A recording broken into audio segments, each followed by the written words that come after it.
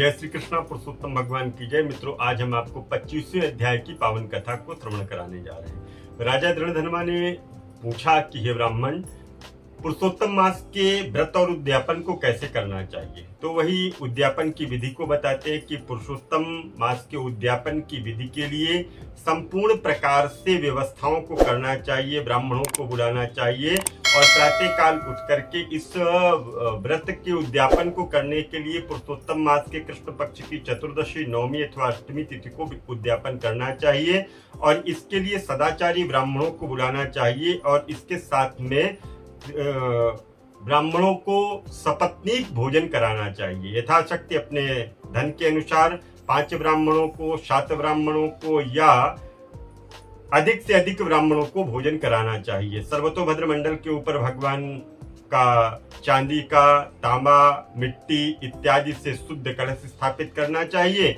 और बेल युक्त वस्त्र से वेष्टित पान से युक्त उन कलशों को पूजन इत्यादि करना चाहिए। वासुदेव, हलधर, प्रद्युम्न, अनिरुद्ध इत्यादि का स्थापित करना चाहिए। पुरुषोत्तम मास के आरंभ में स्थापित करें। राधिका सहित देव देवेश भगवान कृष्ण का भी पूजन करना चाहिए और मध्य भाग में उनको स्थापित करना चाहिए। वेद वेदांग को जाने वाले वैष्णव ब्राह्मणों को बुला करके 4 ब्राह्मणों का वर्ण करें और उनको अंगूठी सहित 2-2 वस्त्र देना चाहिए। स्वर्ण का दान भी इसमें करना चाहिए और आचार्य को विभूषित करके शरीर की शुद्धि के लिए प्रायश्चित गोदान भी आपको करना चाहिए। तदंतर स्त्री के साथ पूर्वोक्त विधि विधान के साथ में पूजा करनी चाहिए और 4 में से ब्राह्मणों में से 4 में से व्यहू का जप करवाना चाहिए। 4 दिशाओं में 4 दीपक जला करके उसमें स्थापित करने चाहिए। फिर नारियल इत्यादि फलों का उसमें अर्घ्य देना चाहिए। घुटनों के बल पृथ्वी पर बैठ करके पंच और रत्न से यथालब्ध अच्छे फलों से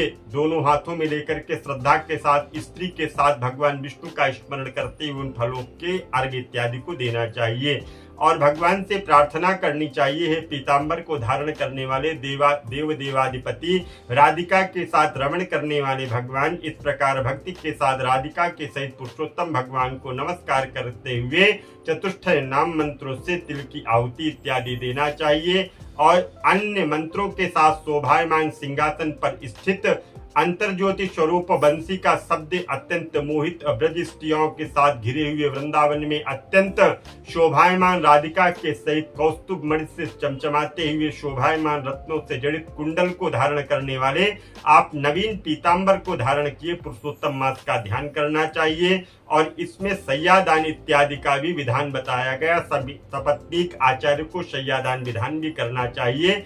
उनको जितना भी सैया से संबंधित सामग्रियां होती वो सभी की सभी सामग्रियां उनको यथा उचित देना चाहिए। उत्तम दक्षिणा देनी चाहिए। बछड़ा सहित गाय का दान करना चाहिए।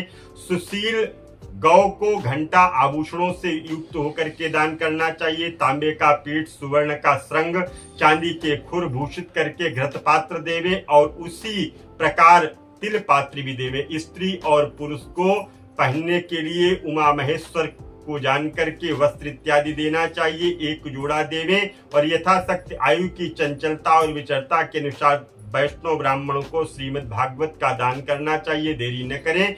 श्रीमद् भागवत महापुराण साक्षात भगवान कृष्ण का अद्भुत स्वरूप है। जो वैष्णव ब्राह्मण पंडित होता है वह कोटि कुल में उद्धार करके अप्सरागणों से सेवित होकर के विमान पर सवार होकर के योगियों को दुर्लभ गोलोक की प्राप्ति होती। हजारों कन्यादान, सैकड़ों वाजपेयी यज्ञ करने से और क्षेत्रों में दान करने से, तुलादान आदि 8 महादान करने से श्रीमद् भागवत की 16वीं कला की भी बराबरी नहीं की जा सकती। इसीलिए श्रीमद् भागवत को सुवर्ण के सिंहासन पर स्थापित करके वस्त्र आभूषण अलंकृत करके वैष्णव ब्राह्मण को दान में देना चाहिए। कांसे के 3 मीटर संपुट में 30 मालपुआ बांध करके ब्राह्मणों को देना चाहिए और इस तरह से जिस सनातन ज्योतिर्मय गोलोक में जाकर के निवास करते हैं भगवान के धाम को जाते। 2.5 सेर कांसे का संपुट कहा गया है। निर्धन पुरुष यथाशक्ति व्रत पूर्ति के लिए संपुट का दान करें अथवा पुरुषोत्तम मास के तीर्थ मालपुआ या कच्चा सामान का भी दान करें। हे नारायणपति, निमंत्रित सपत्नीक ब्राह्मणों को पुरुषोत्तम भगवान के समीप संकल्प करके देवे और ये प्रार्थना करें, हे जगताधार कृष्ण, हे जगत नायक परमात्मा, मैंने आपको यह वस्तुएं प्रदान की हैं, आप इनको ग्रहण करें और ब्राह्मणों को सब इस प्रकार से प्रसन्न करना चाहिए। ब्राह्मण भगवान का स्वरूप होते हैं और ब्राह्मणी रूप राधिका का स्मरण करते हुए भक्ति पूर्वक गंध अक्षत इत्यादि से ब्राह्मण और ब्राह्मणी का पूजन करना चाहिए। विधि पूर्वक संकल्प करें। अंगूर, केला, अनेक प्रकार के आम के फल या घी से पके हुए सुंदर उड़द के बने हुए घी और घेवर एवं फेनी, खरबूजा, ककड़ी, साग, जो भी फल इत्यादि हो उनका दान करना चाहिए। इस प्रकार 6 रसों से युक्त 4 प्रकार का सुगंधित भोजन पदार्थ से वासित गोरस परोस करके कोमल वचनों में ब्राह्मण और ब्राह्मणी को भोजन कराएं। पदार्थों में अच्छा मालूम हो तो उनको मंगा करके भी प्रदान करें।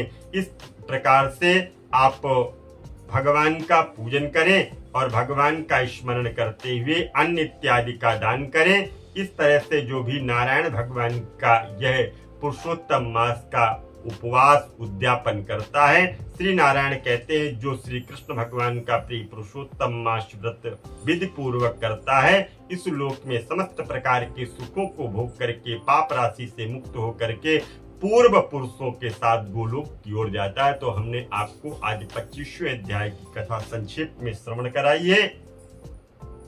आगे की पावन कथा में हम पुनः आएंगे।